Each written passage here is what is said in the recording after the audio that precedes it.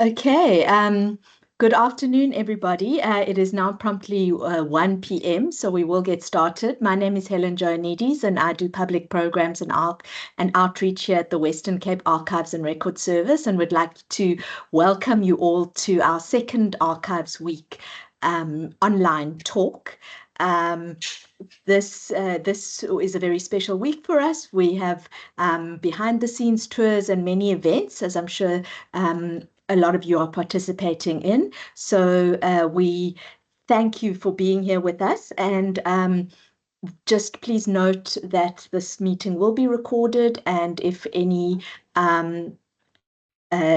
cameras and mics can be turned off, please. So today we have a very, very special guest with us, Dr. Eleanor Damon, and she's going to be talking about her maternal line, 9 generations of women from the late 1700s right down to her granddaughter today, who's just 10 years old. So Dr. Damon was born on the historic mission station of Pneal in the Western Cape and pursued a teaching career starting in 1978. She's married to Jeffrey John Damon, and she's a mother of 3 and a grandmother of 6. Eleanor furthered her education at the University of the Western Cape and later at Stellenbosch University, culminating in a PhD in history in 2019. With extensive teaching experience across primary, secondary, and tertiary institutions locally and abroad, Eleanor's passions extend to writing essays, short stories, and poetry. Her research includes family history, having published 4 family registers on the Keister, Kannemeyer, Smith, and Cloete families. And in her free time, she enjoys traveling, nature walks, gardening, watching TV dramas, and crafting. So a very warm welcome to Dr. Damon. And please, we're going to hand over to her now, but please feel free to put any questions in the chat, and we will have time for questions at the end. Dr. Damon, a warm welcome, and over to you. Good afternoon, everybody. I want to say good afternoon, world, but I'm not sure whether the guy of Russia is also in. And if it's a Russian, then I call it the world. The title is 9 in Line, and the subtitle was given by, I think, Helen and her team, that the research of women through the decades. I'm not sure if that is the right one, but that is roughly what they came up with, an alternative to maternal family line. I would like to start by just telling you a little story, because I'm a story person, and wherever I go, I tell stories, I write stories, and I just love sharing whatever happens in my life. My grandchild, Hannah Joy, phoned me on Sunday evening. And now the next day is school. She was feeling ill. And I said, "You're just lazy." And she wanted to argue. But then the question came up from her side. "Omsi, who is first?" And I couldn't understand this question. And the mom helped a little bit. And she then repeated and said, "If I am lost, who is first?" And then I started telling the story that I'm going to tell you today. How Hannah has become lost, and who's first. All right.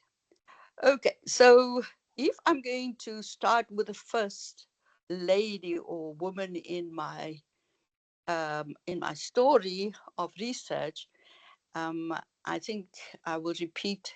The subtitle is Tracing Women Across Generations. And Kaylin has just shown you a slide on Jan Cloete and Katrijn. And Katrijn Kaffer is my woman that I'm going to start with. What you see there is her inscription into a marriage register where she got married to Jan Kloete. Now, it's not sure, from where they came, but they were in the Cape Colony, because these are the registers of the Cape Colony. And in the register, it says Katrijn Kaffer, and don't feel offended if I say Kaffer, that was just a surname. And the two of them got married, and she was born in 1770. That's quite a while back. And she was then found, when she got married, in the Namaqualand area called the Kamisberge. Now, if the Kamisberge is quite far from here, that is in a new or a different province. It's the Northern Cape. And the Kamisberge was then the area where she and her husband, who was a nomadic farmer, they moved around from place to place. They had many children, and one of these children is going to be the next down line that I'm going to take, Sarah Kloete. So their daughter, Sarah Kloete, was born in the 1800s, on the year of 1800, and then she lived up to the age of 41.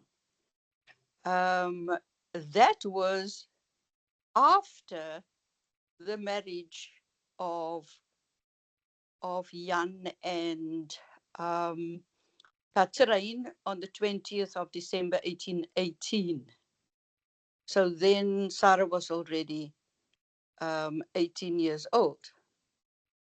On that same day when Katrijn got married, another couple, they married on the very same day in the Cape Colony, in the Northern Cape, was Adam Kloete and Lois Vertuin.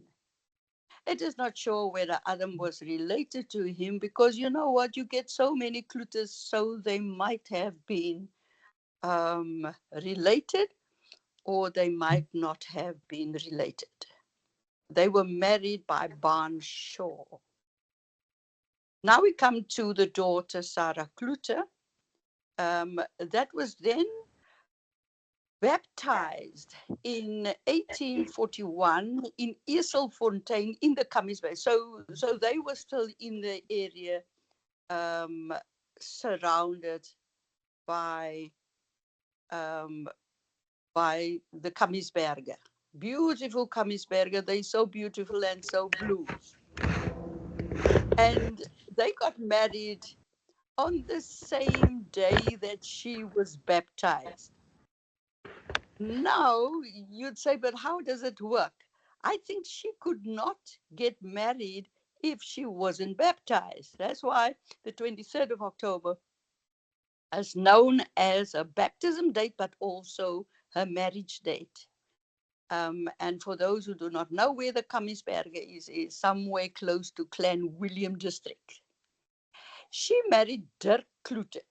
So you see that from Kaffer Kloete, we're now into another Kloete.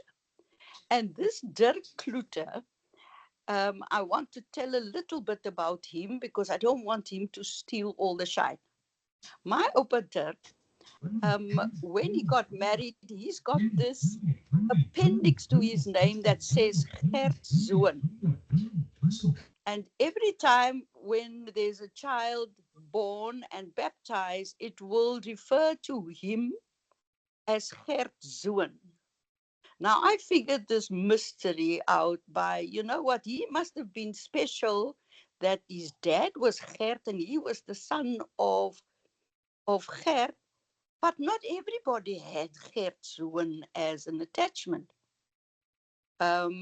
And then I thought, okay, if I look further into the archives, I find that in mixed marriages, that's an indication, and you can maybe disagree with me. Um, uh, Gertswin would mean that he's the son of a colonist. All right. Okay, we'll argue about that. And he was then um, married to my Oma Sarah, um, who was baptized, I said, on the day that she got married, and then she died in 1873. Um, the marriage was in Kleinfontein in California, because that's where they lived. The marriage certificate gives you all the detail. For those wanting to start off with genealogy, you know what, you get a whole story on that marriage certificate. And he died in 1877. And as I said, on his death certificate, it says that he was the son of Gert Kloete and Grietjie Kloete. It's the first time that we now know what the name of his mom was. Um, of the 11 children, he had a daughter, Sarah Maria Kloete, that was born in 1835 uh, in the area called Keizer-Kop.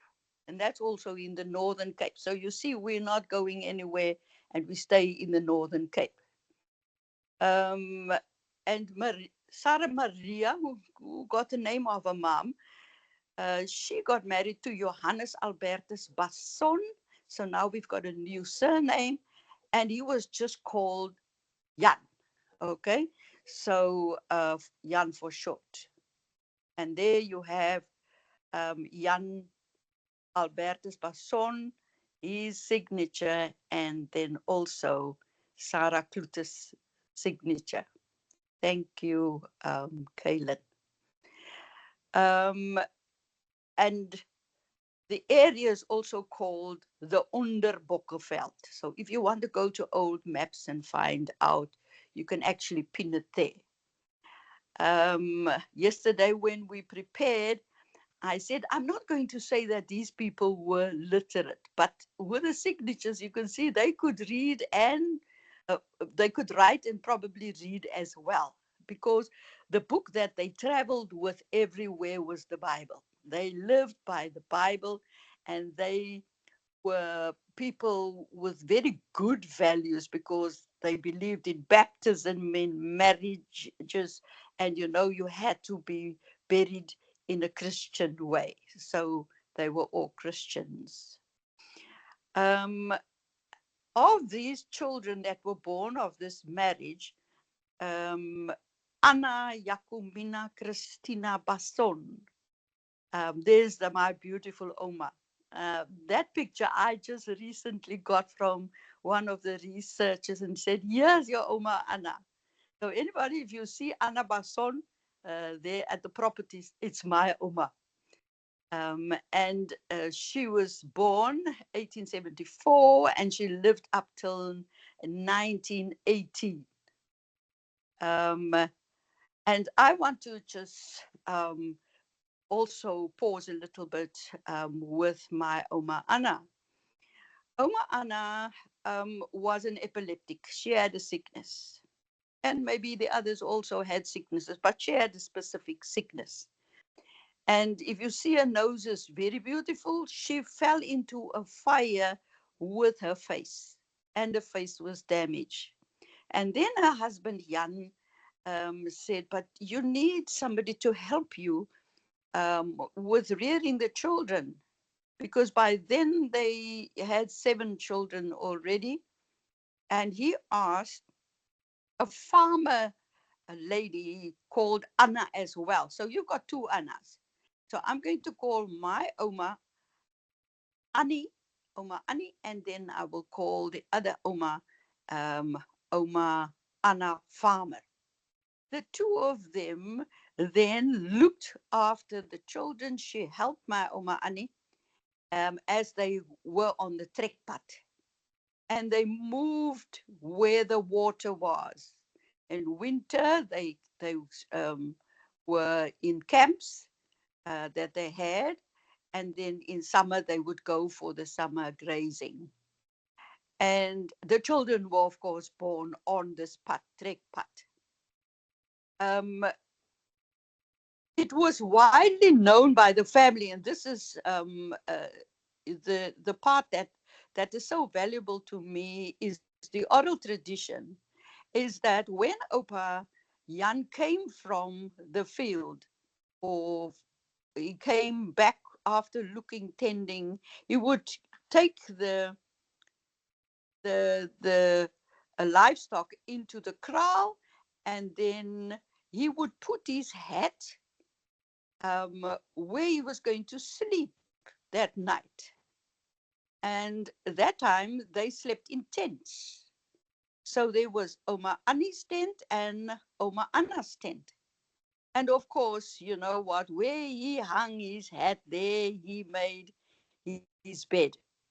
And so in the end, Oma Anna had 10 children and Oma Annie had 8 children. And the 8th child, when she was born, Oma Annie died due to childbirth complications. And then the little girl, who was named after Annie, Jacomina Christina, little Annie, also died. So that is the story of Oma Anna, and we are therefore moving on to our next person in line. Oma Anna had an oldest daughter called Marta Maria Clute. And Marta Maria was born in 1896, and there were 7 other brothers and sisters. And she was the wife of a nomadic farmer as well. And this gentleman was called Paulus Jacobus Johannes Smith. So now we've got a new surname. I belong to the Smith family as well.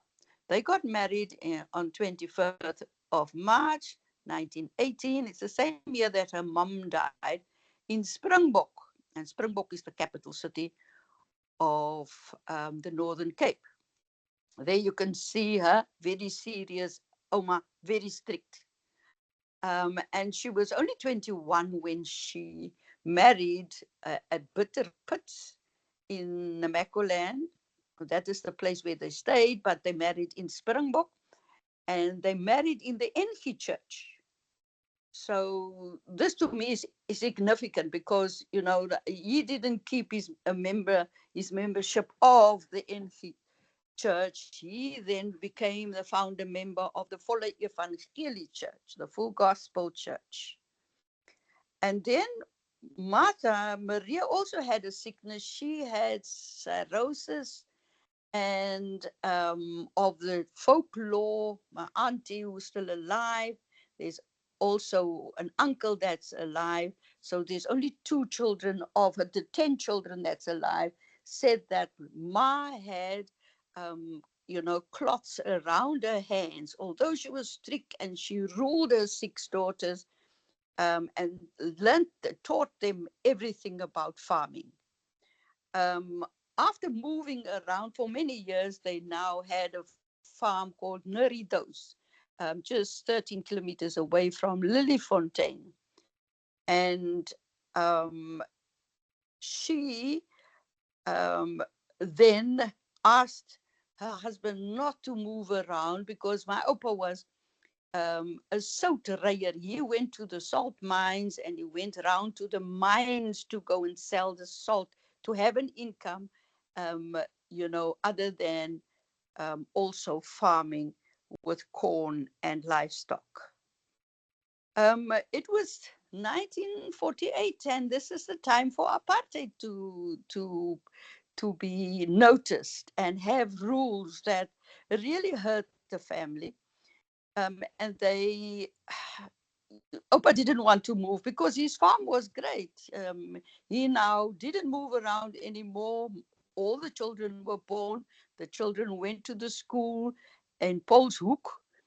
And later they went to Lillyfontein. So the children were in church and they were at school. And so there was no reason for him to move.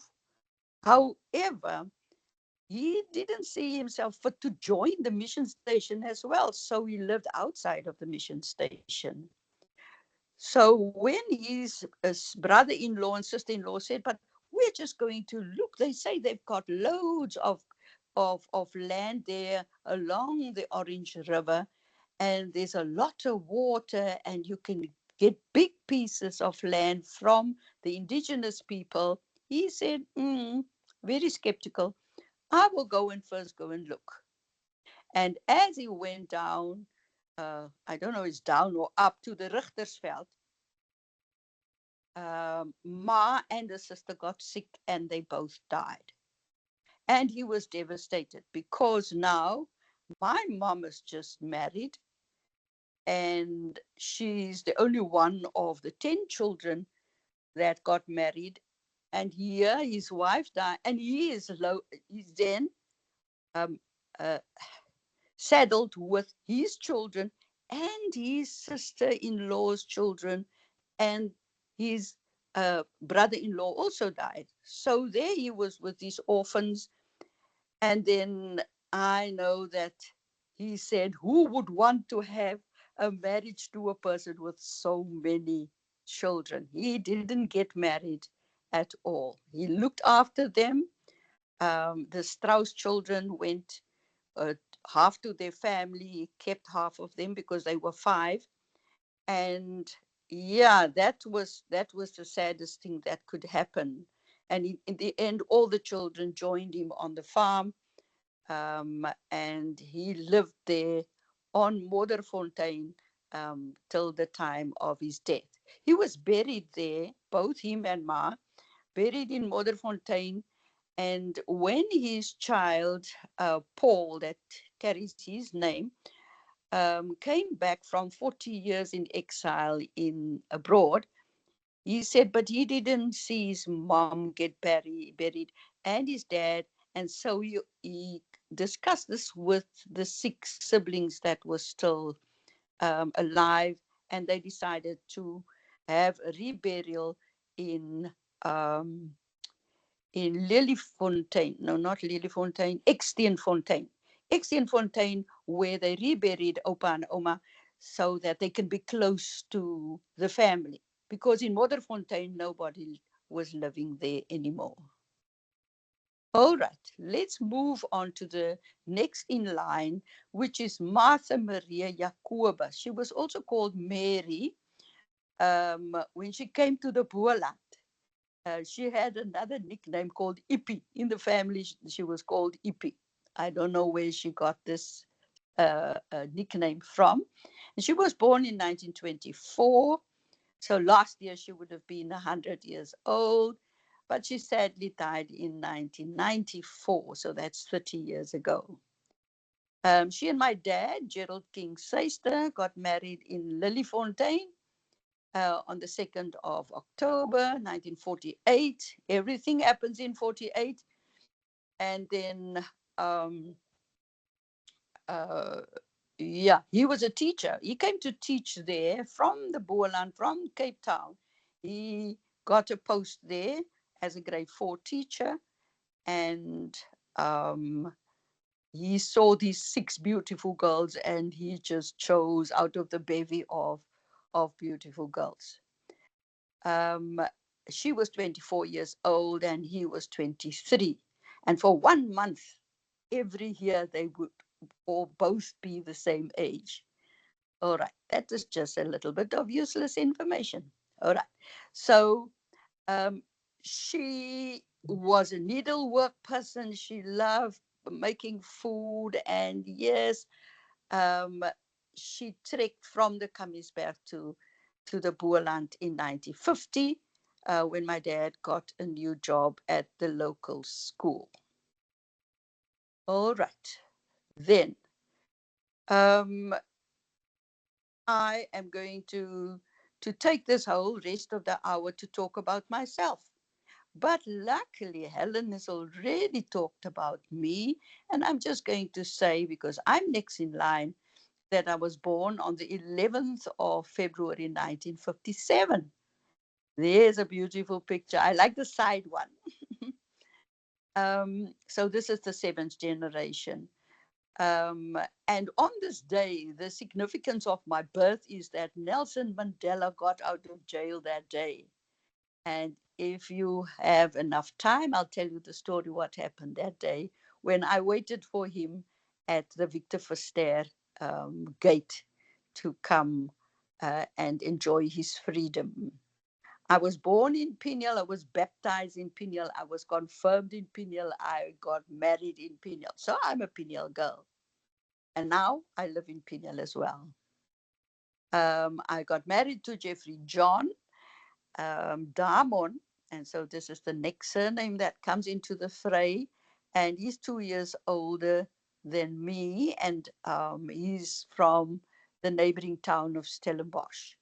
So Piniel is regarded as the Plaas, and then the dorp is Stellenbosch. We are both teachers.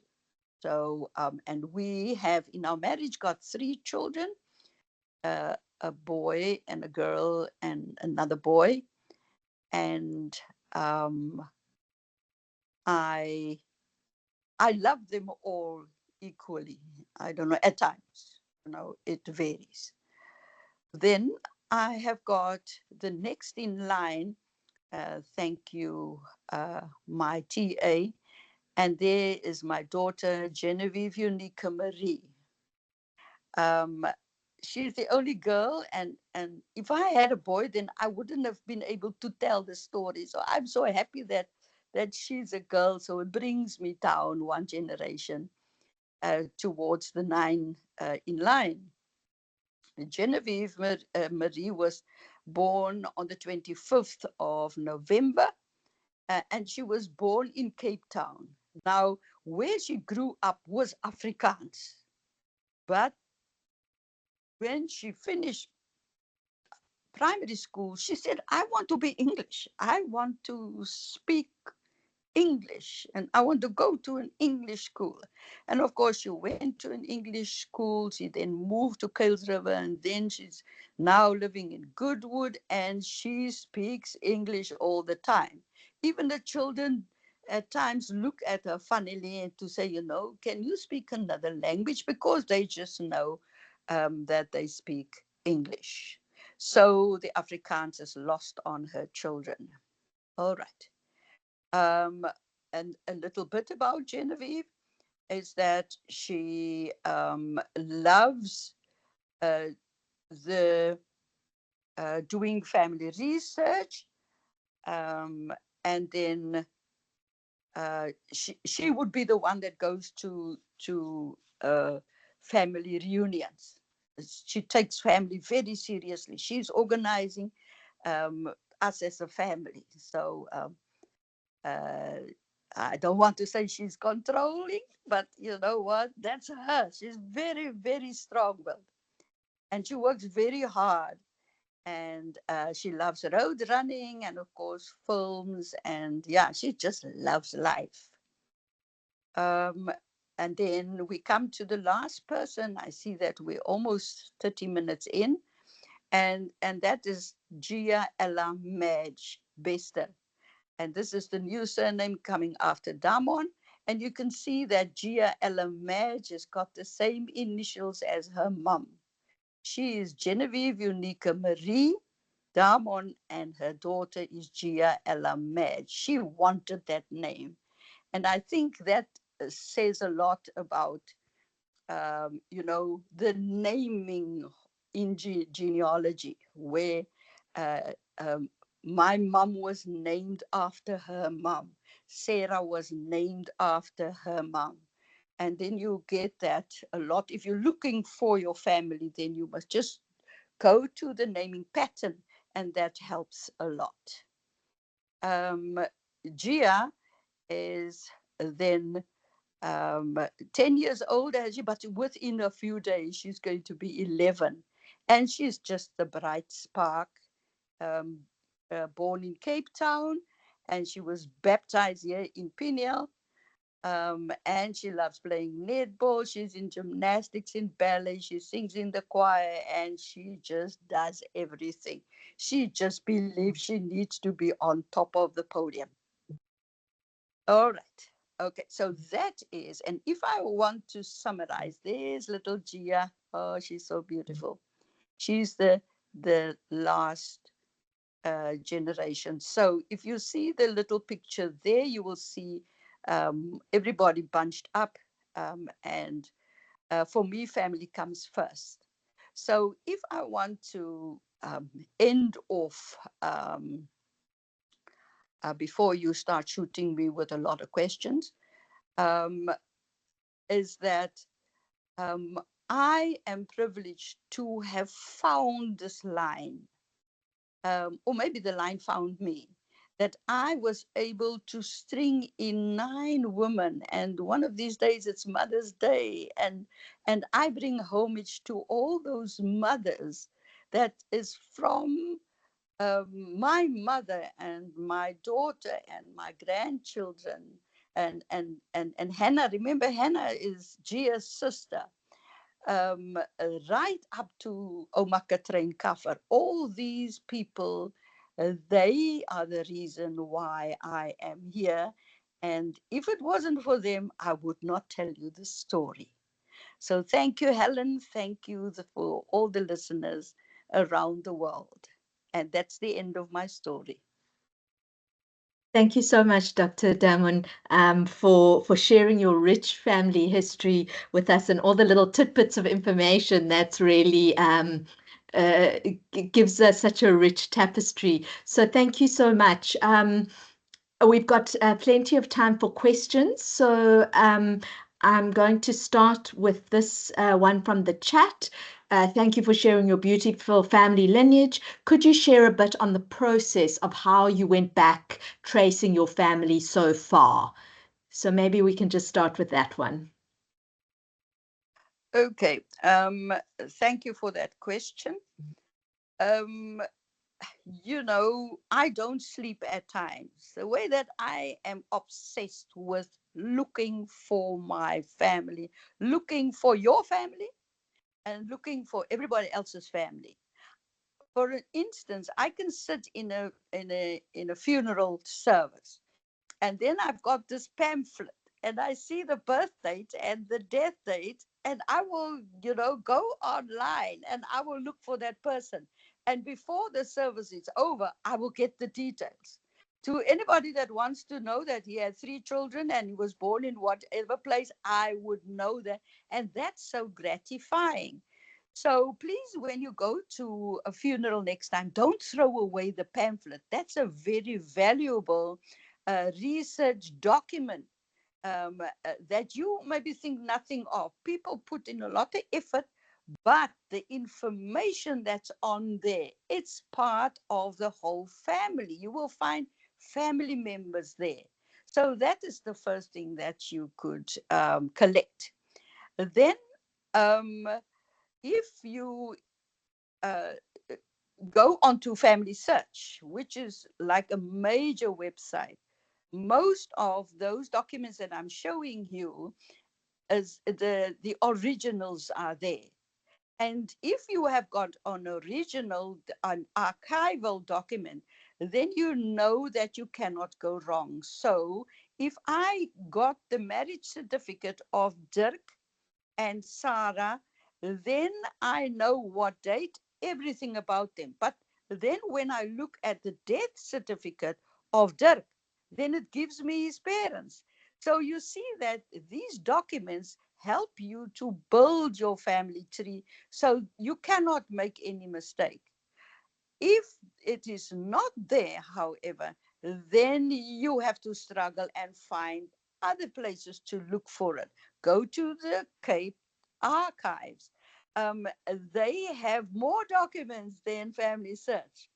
If you ask them politely, they've got Nayas, as their big pool of resources. You tap in your person that you need in every line search over the whole South Africa, all the archives. There might be one hit, and then you can ask them to send you the documents. I will share my experience about that. I was doing the Smith family, and I was going to publish the book. It was D-date, you know what? I needed the document, and I went online and I thought, did I get enough? Did I get everything? Because I was worried that I might have missed out on something. And there, lo and behold, I went to the Western Cape archives, and I pressed on every link, and there my opa's name came up. I said, what's the odds that somebody in the world could have the same name? I wrote to Erika Leroux and I said, you know what? And to Dr. Henry Gustav. And, and I said, you know what? I've got this number. It was COVID. And they send me the documents that my opa had 2 pieces of land in Lourisfontein. I got into my car. I said, husband, you are going with, you don't have a choice. We need to chase my opa. And we went to those 2 pieces of land. So I just want to illustrate that if you think that, oh, this is not significant, archival documents are not significant. They could make a mistake. Yes, they do make a lot of mistakes. But the other thing that the question needs to be answered by is the oral tradition. In Africa, we're all about oral tradition. If you don't know that so and so is the oldest child, or there was a child that died, or there's a child that moved away, you will not be correct in giving in building your family tree as truthfully as you can. So people say, no, no, it's just stories. It's not stories. African stories are valuable. It's built on that. Genealogy is built on that. So I think I have taken my time to answer that question, Helen. Thank you so much. I see there is a hand. I'm going to come to the hand in a minute. I'm going to take a couple more questions from the chat first. So there was a question that's related to that, I guess, is how do you trace a female lineage if the woman wasn't baptized or married? Are there any other sources besides the birth or death certificate that you would recommend? And then the kind of follow up to that is we've talked about archival documents, but have you used DNA to trace your origins at all? So maybe if you could take both Oh, of those and then I'll come to the hand. Thank you. we won't have enough time. Um, the first part of the question is the lineage of women because they changed their surnames. If you search, um, I want to say from the top to the bottom, that is vertically. If you search vertically, you might not be able to find them at times, right? Because the name is maybe spelled differently, the surname is changed, and the place also. Then you have to go laterally, you go horizontally. You find people, that could have lived in that area. Maybe it's the Besaidenots and not the Smiths that you're looking for. But, and they were married into the Groenewald. But there, on the death certificate of the Groenewald parent, is there a name that this son or daughter got married to a Smith guy? And Bob's your uncle. You found it that way. So don't just think, oh, there's a wall in front of me. Try to look to the left or to the right of these people. There are many other families that might help you, the history of other families. You could also, if you go to family search, just type in Van Schalkwyk, the way that it's spelled, and say, could you look for all Van Schalkwyks in South Africa, then that search bar will generously give you all the Van Schalkwyk. But if you say a specific place, then it narrows it down. So you can keep on narrowing it down. And I found this a few weeks, 2 weeks ago, and especially this because I did the Seister family tree as part of my PhD. And this family lands here in Pineal and say they're family, and they say, no, if you spell it with a S, definitely you are not family.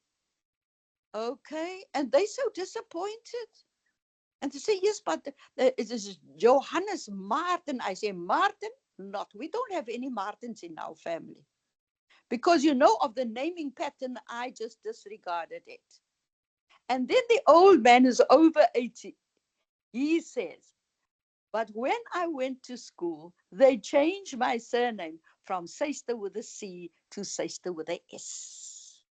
And then I thought, you know what? You're just taking a fat chance. Let me go on to my friend the phone. And I went to Family Research. I spelled it with a S. And the lady in front of me, I said, now you shouldn't talk. Your name is, and I quoted her name. And she says, how do you know? And you were born on that day. She says, yes. Do you want the will and testament of your dad? And then they were blown. I was blown away, but I was, feeling a little warm feeling inside. My methodology worked well. Is that when you verify and when you try to look around the spelling, or the naming, or sometimes the Jan is Johannes, the Becky is Elizabeth. You have to know those changes. Otherwise, it's like a needle in a haystack. You will not get it. Then, the DNA. The DNA does not lie. It doesn't lie. It's very sobering to know that, Helen, you and me are related. Oh, that's so painful. And when I loaded my results on the different websites, many van der Merwes and Low and Pieter Retiefs, they're now all streaming towards me. And I've got more European blood in me than African blood. That to me it blew me away. After the results of that, people can say, well, it's not nice, it's 100% accurate. But yes, I found my grandfather's older sister, her grandchild, her great grandchild is living in Portugal. And she did a family tree, and there my auntie was sitting. I never knew about this auntie. And I could add her on, and so it was correct. That is through DNA. So yes, DNA is amazing. So the more you test your family on DNA, I've got 20 strands, and I'm very happy to be so well mixed. That's all that I'm going to say about DNA, Helen. Another question? Thank you. Thank you so much. I would be honored to be called a relative of yours, Dr. Damon. There was a hand by yes. Please go ahead, Janice Clearfuss, with your question. Hi, thank you so much for your presentation, Dr. Damon. I just want to ask, you mentioned something about being nomadic, your family being nomadic, and what going through the history and understanding South Africa's complexity around the rejection of the Khoi, do you see that quite present in the earlier generations of your family, and how they progressed out of the nomadic Khoi lifestyle, or San lifestyle, to what they are now, where they found themselves after that period? I want to answer that this way. Because of the fact that I come from everywhere. I come from Khoi, I come from San, I come from slaves. I come from Europeans. I'm right into Ireland. Just name a place, then I'm there. So if I look at the nomadic occurrence in my family, especially when we start with Katrine and then Oma Sarah and her daughter, my mom's, up to my grandfather, they were all nomadic. They were all in the Northern Cape. And they were all called busters. So I am a buster girl, a Bosleys buster girl. That is my heritage. But I'm also a slave descendant. So you know what? I'm juggling all these balls in my hand, and hopefully I don't drop it. But I have to embrace all these bloods that's flowing in me. And so when um, the tricks started was because of the mixed heritage my great grandfathers were in. They were not accepted in the colonial community because they married a person of color, either a slave descendant or a Khoi or a San. And so it is very difficult um, to do research on the mixed families because there's a tendency, and this is only my theory, is that if the three brothers came from England to South Africa, um, and one of the brothers married a person of color, that person is no more taken up into the official um, uh, documentation of that family. That person is cut off, and it's put on a little heap. I say it's like a Phyllis whip, and maybe it's too strong, but it says ongekoppelde Plutus Smitten. They are not. You cannot come over to this very pristine colonial family that came here. Their heritage will go right back into the 1500s. And even, when God came to earth, they will have all this detail, but not for persons of color. That is a was a struggle to get to a family tree that could make sense, having a heritage of moving around, but luckily because of, I'm going to use a word, ordentlikheid, because of this sense that we need to be godly, we need to be church bound, we need to be, so those occurrences, those events were documented. When they got married, you can find them. When they were baptized, you could find them. When they died, they could be found. And so, but when they came to building the first families of the Cape through Jesse and through all those wonderful genealogists, you cannot find, sometimes you will say slavin of Hottentotsvrouw, but nothing else. It will just be mentioned.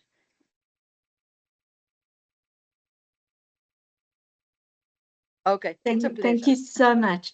Um, any other questions from the floor? Anybody want to ask a question? You can raise your hand.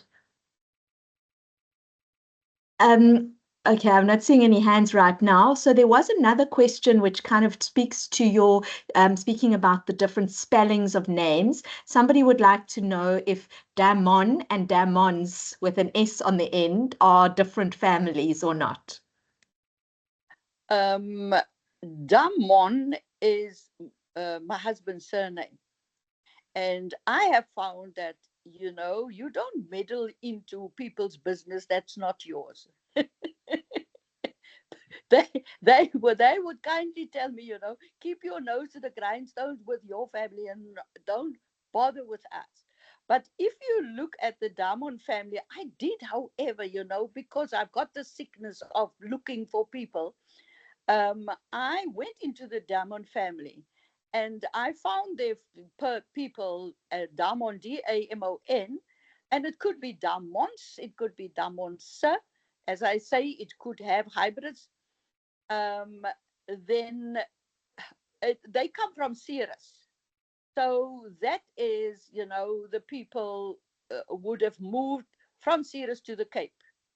And yeah, and then landed in Stellenbosch, and that is how I saw this beautiful young man, and I got married to him, and we're married for 46 years this year, so it's quite a long time of commitment. Yeah, so that is a little bit about the Damon family. Thank you. Then somebody else asks if you have any advice about doing family history research in contexts where people may be hesitant to dig deeper for fear of coming across those discarded histories. And also related to that, what are the ethics of doing research if you're not part of the family in question, like you've just alluded to with your husband's family as well?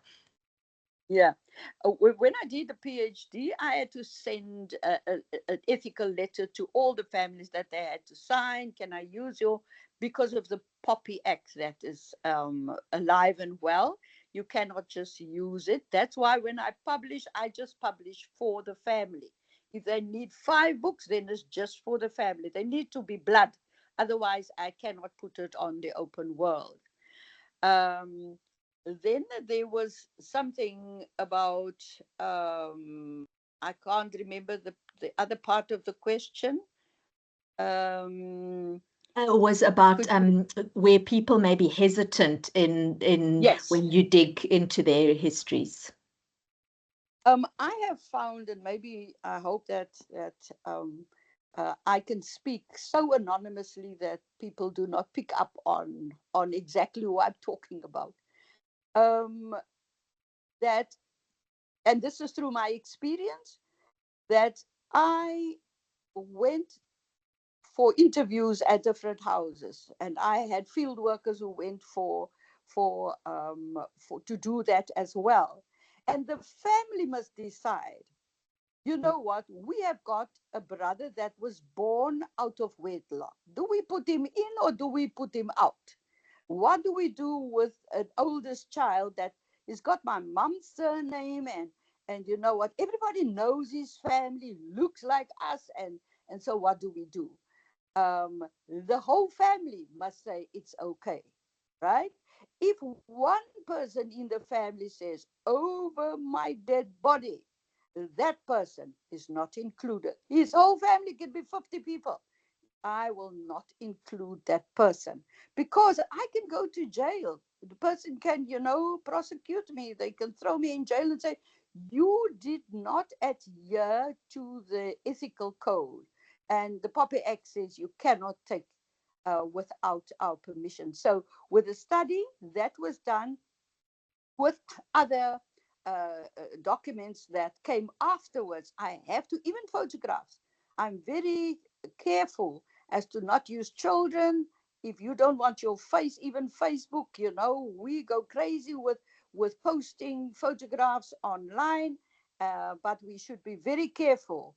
Um, uh, I have got the recent, just 2 years and maybe more than a year ago, when my DNA came out.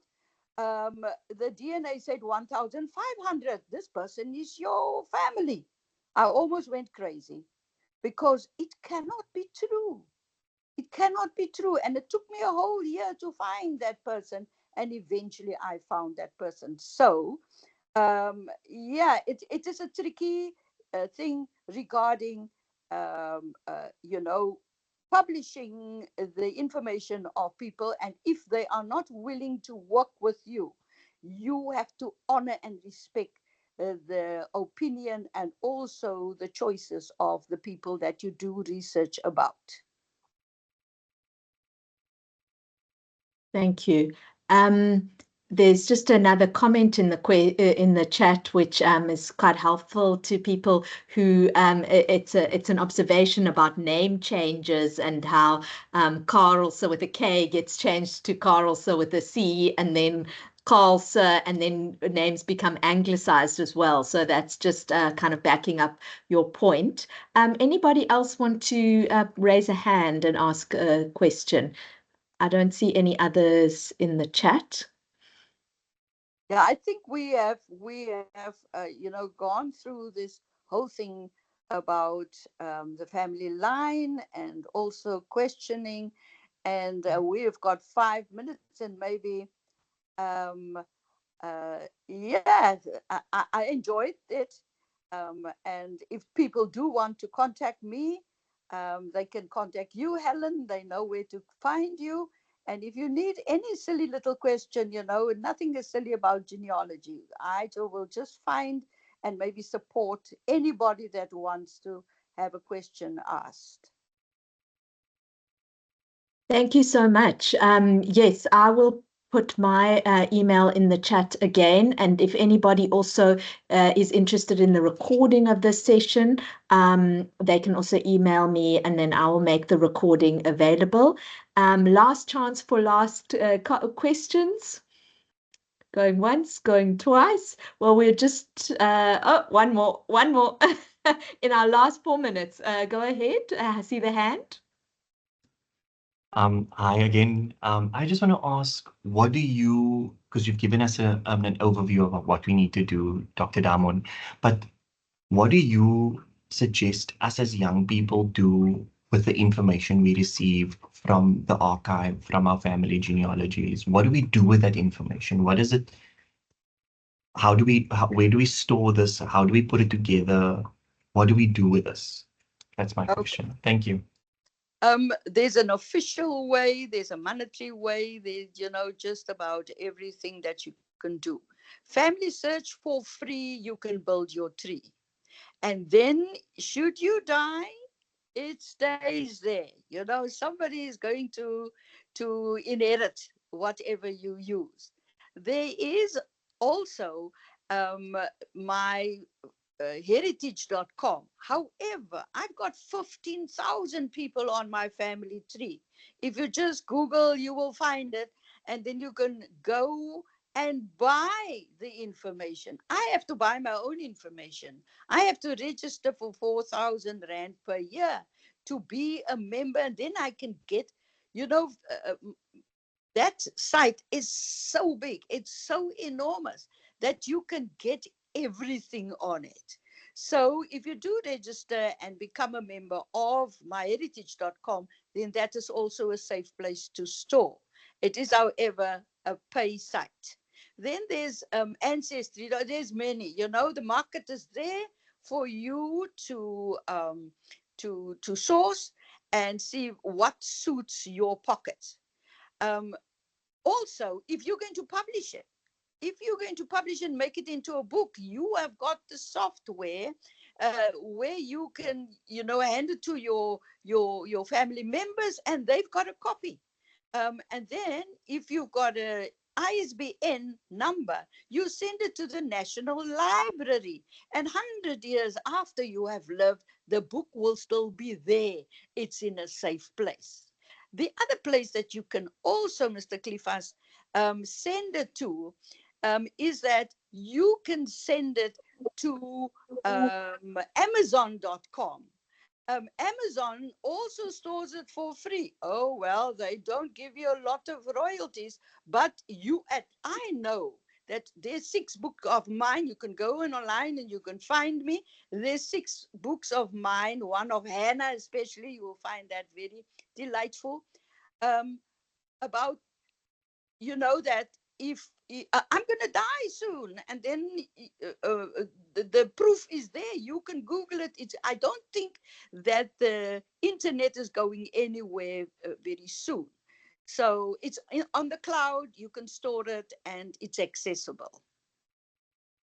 Thank you so much. I think that's a wonderful kind of way to end off. I will just add that as the Western Cape Archive, we are also open to donations of what we call non-public records, people's personal collections, whether that's research materials or their family histories. So then we keep that in posterity for others to use.